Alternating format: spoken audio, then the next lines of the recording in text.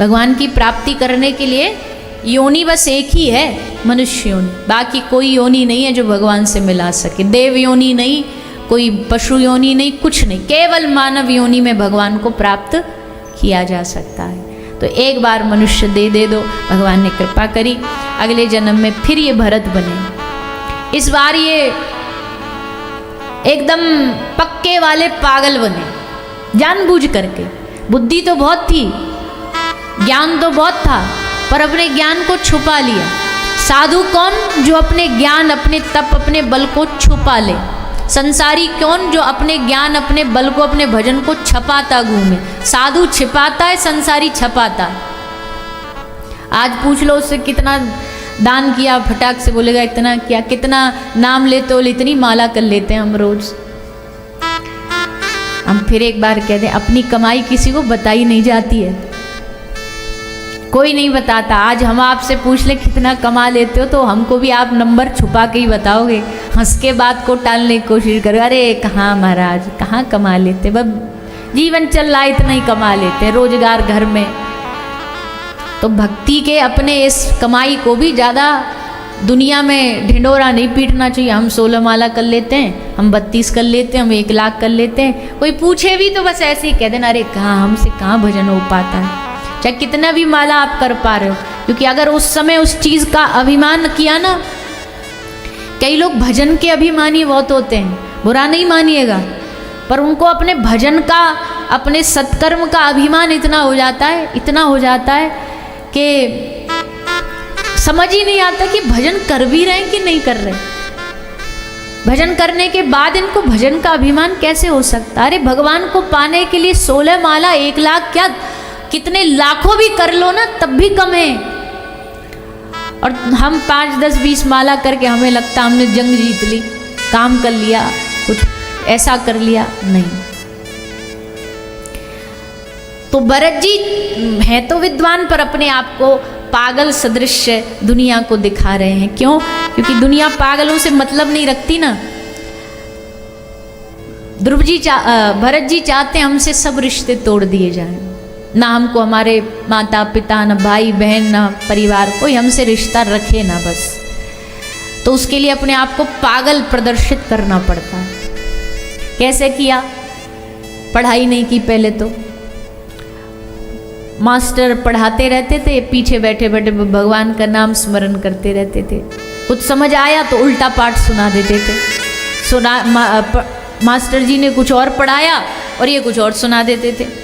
तो पिताजी को बच्चों ने जाके बताया, बोले इसका दिमाग नहीं है पढ़ाई में, इससे बढ़िया इससे कुछ काम धंधे में ही लगा दो, कम से कम शरीर तो इसका हट्टा तगड़ा है, कुछ काम ही कर लेगा, खेत में लगा दो। तो ज़मीन में लगा दिया, खेत में लगा दिया, खेती बाड़ी के खुदाई जुताई इस काम में लगा लिया। अब पर वहाँ सब काम उलट पुलट करते जानबूझ करके।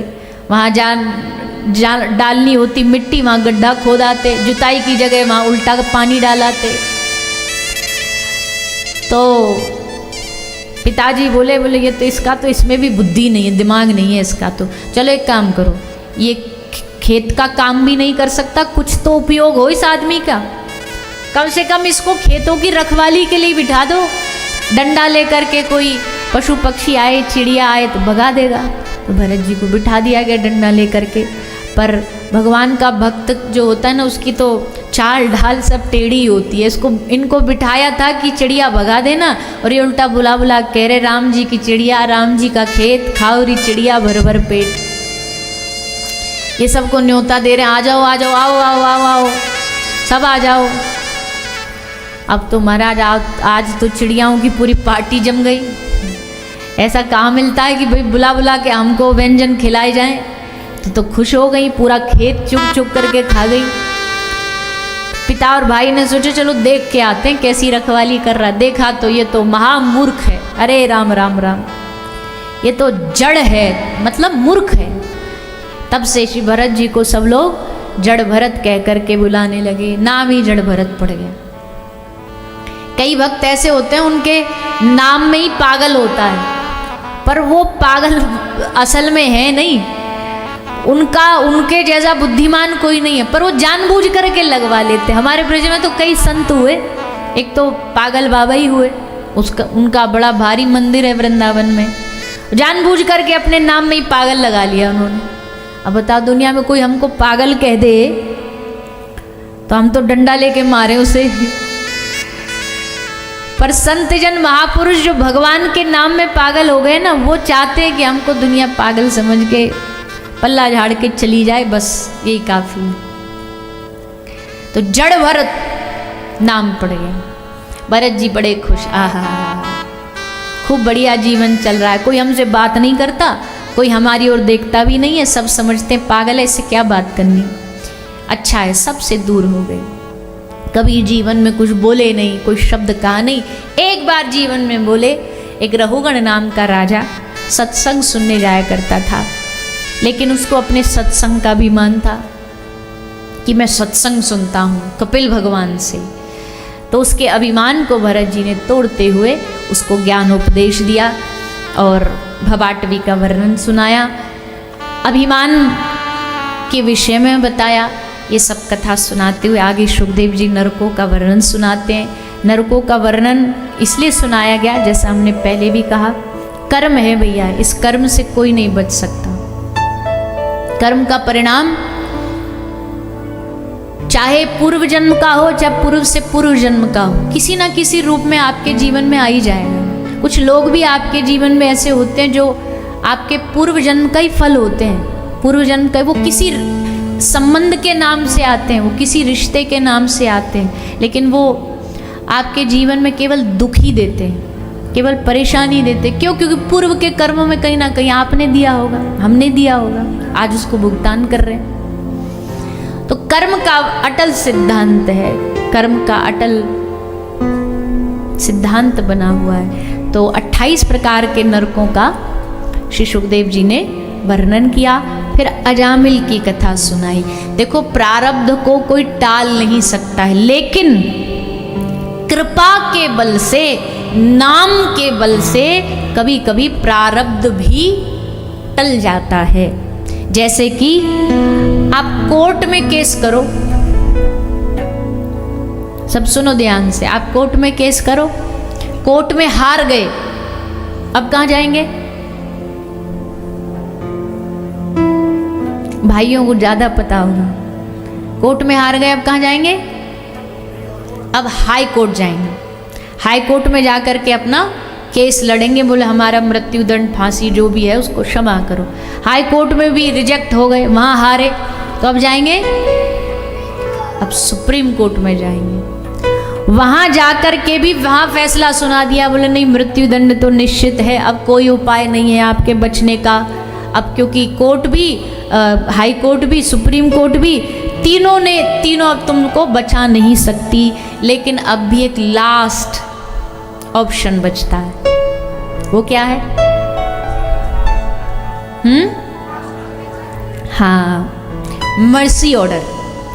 राष्ट्रपति अगर मर्सी ऑर्डर पास कर दे कि नहीं माफ कर दिया जाए, क्षमा कर दिया जाए, तो सारे कोर्टों में हार के भी राष्ट्रपति की कृपा से, मर्सी ऑर्डर से मृत्युदंड माफ किया जा सकता है। वैसे ही जीवन के जितने भी पाप हैं, कर्म हैं, ये कभी नहीं माफ किए जा सकते। चाहे तुम कितने भी हाई कोर्ट चले जाओ, सुप्रीम कोर्ट चले जाओ, पर एक सरकार ऐसी है, वो अगर हाथ उठा के कृपा कर दे, मर्सी ऑर्डर पास कर दे, जानकी नाथ सहाय करे, नर कौन बिगाड़ करे नर तेरो। अगर वो कृपा कर दे, मर्सी ऑर्डर पास कर दे, तो सारे पापों को एक बार में धो के साफ कर दे, क्षमा कर दे। यही भगवान की कृपा होती। कृपा की ना होती जो आदत तुम्हारी, तो सुनी ही रहती अदालत तुम्हारी। कौन आदत तुम्हारी अदालत में? क्योंकि यहाँ तो सभी की सब पाप किए बैठे। कोई कितना भी बड़ा धर्मात्मा हो, सब ने कहीं ना कहीं, किसी ना किसी मोड़ पर, जगह पर, जन्म में कर्म तो कुछ गलत किए ही होंगे ना, गलतियां तो की होंगी। तो ऐसे में केवल भगवान की एक कृपा बल से, एक किशोरी कृपा से होनो हो सो होए। तो कृपा बल भैया सबसे बड़ा है। इस दुनिया में सबसे छोटा बल है धन बल, क्योंकि धन की गारंटी नहीं है। आज तो धन के बदौलत फुदक रहे हो, कल जा भी सकता है। सबसे छोटा बल है धन बल। धन से थोड़ा ज्यादा बड़ा बल है तन बल। शरीर बढ़िया है, शरीर अच्छा है तो धन बल छोटा हो जाएगा उसके सामने। कितने भी धनवान हो, शरीर ही अच्छा नहीं है तो पैसा थोड़ी थाली में रख के खाएंगे। अब शुगर है, डायबिटीज है, खाने को सब कुछ है, पर थोड़ी खा सकते हैं रसगुल्ला। वह दर्शन कर सकते हैं, दूर से ही देख सकते हैं। तो धन से ज्यादा बड़ा बल है तन बल। तन बल से ज्यादा बड़ा बल है मनोबल। किसी कारण से अगर तन में भी कुछ डिफेक्ट हो गया, पर अगर मनोबल पक्का है तो तन बल को भी पार कर जाओगे। भैया ठीक है, हम कर लेंगे, हो जाएगा। तन बल से ज्यादा बड़ा है मनोबल। पर धन बल, तन बल, मनोबल सब छोटे पड़ जाते हैं। कब? जब ठाकुर जी का कृपा बल काम करता है। सबसे बड़ा बल है कृपा का बल। सबसे बड़ा बल कृपा कर दें ठाकुर जी बस। तो कैसी कृपा करी ठाकुर जी ने, किस पर कृपा करी? तो एक दृष्टांत सुनाया। कान्य कुब्जे ध्वज कश्चित दासी पतिरजामिलः नामना नष्ट सदाचारो दास्य संसर्ग दूषित। अजामिल नाम का एक ब्राह्मण, इसके जीवन में खूब पाप थे, इसने किए थे, लेकिन संतों की कृपा से अपने पुत्र का नाम, अपने बेटे का नाम संतों की आज्ञा से इन्होंने रख दिया। क्या रख दिया? आज वाले नाम तो नहीं रखे, चिंकू, मिंकू, पिंकू। कथा सबको पता, सब जानते, नारायण। और अपने बच्चों का नाम रखने की जब बारी आएगी तो सब आड़े टेढ़े नाम धरेंगे। मॉडर्न जमाना है, मॉडर्न नाम रखेंगे। मॉडर्न में मॉडर्न कुछ होता नहीं है। आजकल एक और नया मॉडर्न चल रहा है, आधा पिताजी का नाम, आधा माँ का नाम, आधा आधा लेके रख दो। और ना उसका अर्थ है ना अनर्थ है, कुछ भी नहीं है, बीच में अटका पड़ा है। 2 अक्षर उनके ले लिए, 2 अक्षर उनके ले लिए। अरे ठाकुर जी के कितने सुंदर सुंदर नाम हैं। विष्णु सहस्त्र नाम है, गोपाल सहस्त्र नाम है, राधा सहस्त्र नाम है।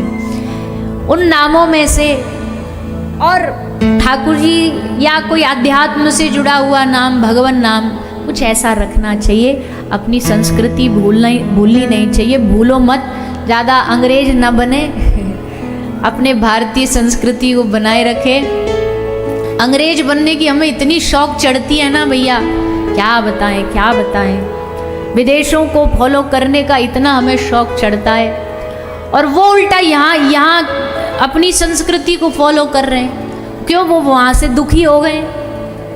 इतना सब दुनियादारी विषय देख करके वो वहाँ से दुखी हो गए, वो यहाँ लौट रहे हैं। और यहाँ वाले, तो हम तो प्रार्थना करेंगे आप सबसे, अपनी भाषा का गर्व रखो, गौरव रखो, अपनी संस्कृति का गौरव रखो, अपने पहनावे का गौरव रखो, अपना पहनावा पहना करो। और हर युवा से भी हम प्रार्थना करते हैं, आजकल तो युवा भी खूब ठाकुर जी की कथा में आने लगे हैं, कथा सुनते हैं। हम सब युवाओं से प्रार्थना करें कि कम से कम सप्ताह में एक दिन ऐसा जरूर निकालो, सप्ताह में एक दिन ऐसा होना चाहिए जिस दिन आप अपने घर में हो या घर से बाहर कहीं जा रहे हो या किसी मंदिर जा रहे हो, तो आप सुंदर बढ़िया कुर्ता, धोती, चंदन, तिलक लगा करके सप्ताह में एक दिन अपनी भारतीय पोशाक पहनो।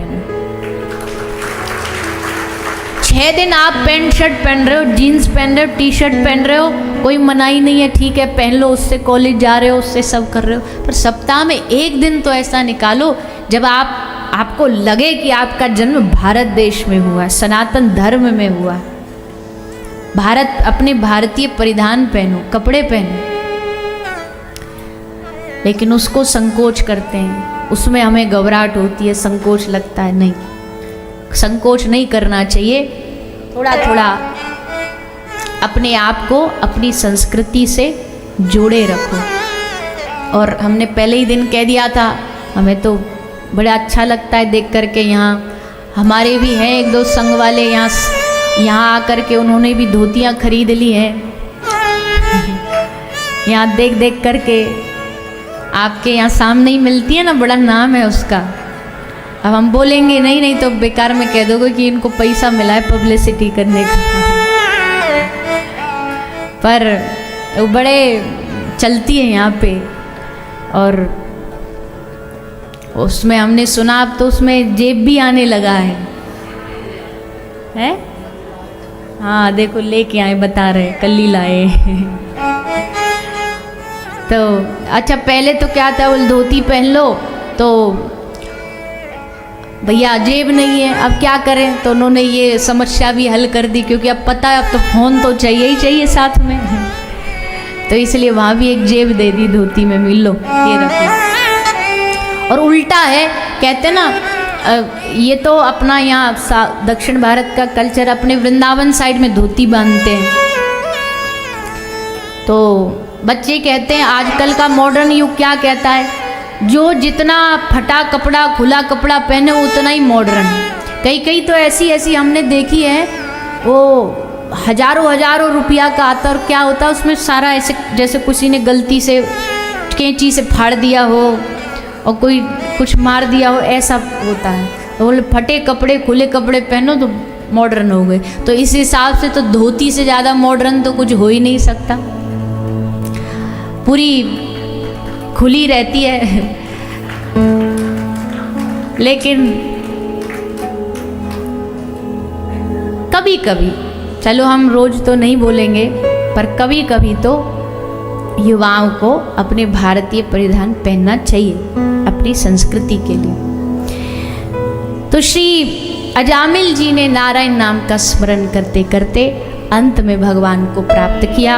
अंत समय में नाम निकला नारायण, और जैसे नारायण नाम पुकारा तो विष्णु दूतों ने आकर के यम दूतों को दूर भगाया। भैया जो अंत समय में नारायण नाम स्मरण कर रहा हो वो नरक जाने का अधिकारी नहीं है। जाओ इसे छोड़ करके यहाँ से चले जाओ।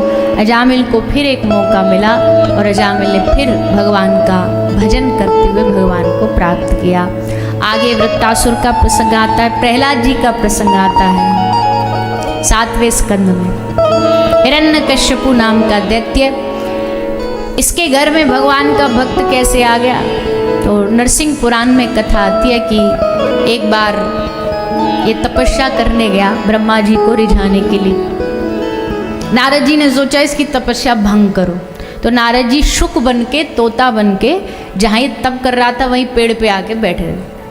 और जैसे पेड़ पे आके बैठे तब इसने जैसे शुरू किया, तो नारद जी ने शुक रूप में बोलना शुरू किया, नारायण नारायण जय श्रीमन नारायण।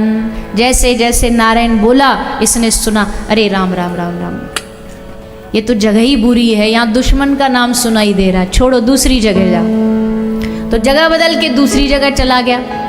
नारद जी वहाँ पहुँच गए, वहाँ पेड़ की डाल पे बैठ के बोलने लगे नारायण नारायण नारायण। दूसरी जगह छोड़ के तीसरी जगह, अब इसने 10 जगह बदली, नारद जी हर जगह वहीं पहुँच जाते, नारायण नारायण। ये बोला लगता आज तो मूर्ति खराब था जब हम निकले, आज लौट जाते हैं, दोबारा आएंगे कभी। तो घर लौट आया।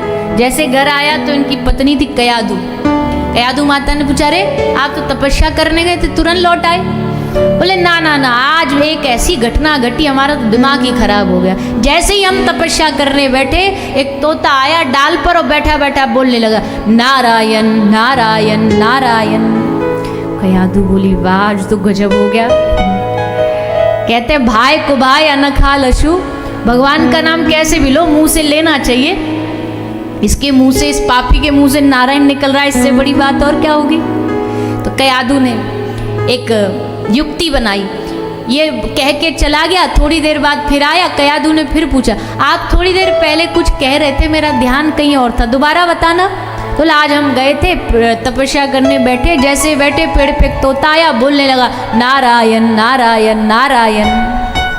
2 बार 3 बार, बार बार कयादू यही बुलाती रही। आज पूरा दिन कुछ ना कुछ बहाने से, अरे क्या कहा था आपने, करते करते पूरा दिन नारायण नारायण बुलवाया और कहते उसी रात्रि को माता कयाधु ने गर्भ धारण किया और उनके गर्भ में नारायण भगवान का परम भक्त श्री प्रहलाद जी महाराज का प्रागट्य हुआ।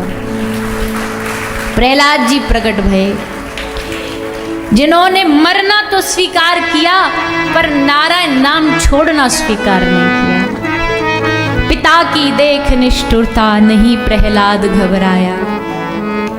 कितना भी पीड़ा दे दी, कितना कष्ट दे दिया, मारने पर उतारू हो गया पिता, लेकिन प्रहलाद जी हारे नहीं, माने नहीं, नारायण नाम का स्मरण करना छोड़ा नहीं और अंत में अपने भक्त की दृढ़ता को देख के, उनके विश्वास को देख करके भगवान ने आज एक अद्भुत रूप धारण किया। न भूतो न भविष्यति।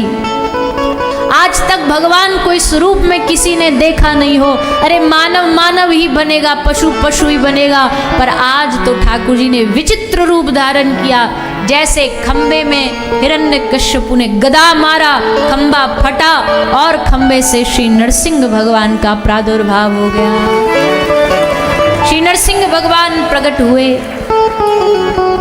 वरदान क्या थे इसके? ब्रह्मा जी से जो मांगे थे, पहला ही वरदान की शर्त तोड़ी भगवान ने, ना नर से मरूं ना पशु से।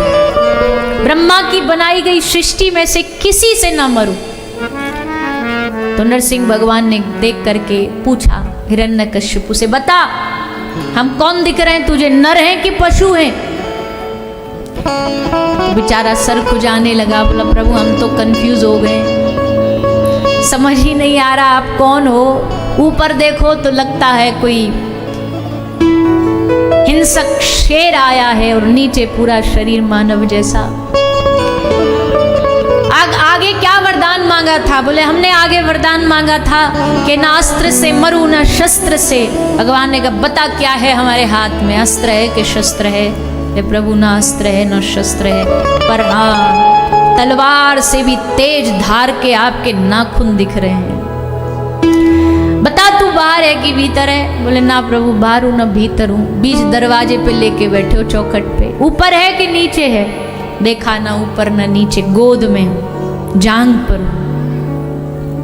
बता दिन है कि रात है? प्रभु ना दिन है ना रात्रि है, संध्या का समय है, पर कुछ भी कर लो तुम मुझे मार नहीं सकते। क्यों? क्योंकि मैंने छठवां वरदान ऐसा मांगा था जो कोई तोड़ नहीं सकता। मैंने ब्रह्मा से बोला कि मैं 12 महीना में से किसी भी महीने में ना मरूं, इसलिए तुम मुझे नहीं मार सकते। भगवान मुस्कुरा के बोले बेटा तेरे लिए स्पेशल हमने 13वां महीना बनवाया है, स्पेशल तेरे लिए बनवाया। क्यों? मेरे भक्त को मारेगा, मेरे भक्त को कष्ट देगा। और कहते हुए श्री नरसिंह भगवान ने अपने तीखे तीखे नाखूनों को गढ़ाया और हिरण्यकश्यपु का पेट फाड़ दिया। बोलिए श्री नरसिंह भगवान की। भक्त वत्सल भगवान ने आज अपने भक्त की रक्षा करी। प्रहलाद जी आए आगे, हे प्रभु आपको कैसे प्रसन्न करूं? ब्रह्मा आदि सुरगण, देवगण, मुनिगण, सिद्धगण अपनी वाणी के द्वारा अनवरत आपकी स्तुतियां करते हैं, लेकिन फिर भी आपको प्रसन्न नहीं कर पाते। मैं असुर बालक कौन सी स्तुति भला करूंगा जो आप प्रसन्न हो जाओगे? भगवान प्रहलाद जी से कहते हैं कि भले बड़े बड़े देवगण स्तुति से प्रसन्न नहीं कर पा रहे हो, पर वहीं प्रेम से भरी कोई ब्रज की गोपी, प्रेम से भरा कोई ब्रज का ग्वाला हमको आकर के जोर से आवाज भी लगा देना, ए नंद के छोरा, इतने में ही ठाकुर जी उसके पीछे भागे भागे चले जाते हैं। तो स्तुतियों की तो इनसे कोई बात ही ना करे कि हमें स्तुति नहीं आती, हमें मंत्र नहीं आते, हमें श्लोक नहीं आते।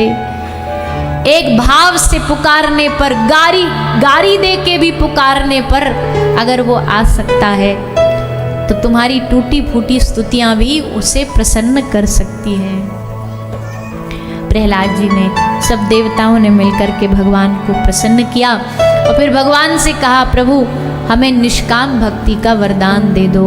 हम भक्त तो बने आपके, पर असली भक्त बने।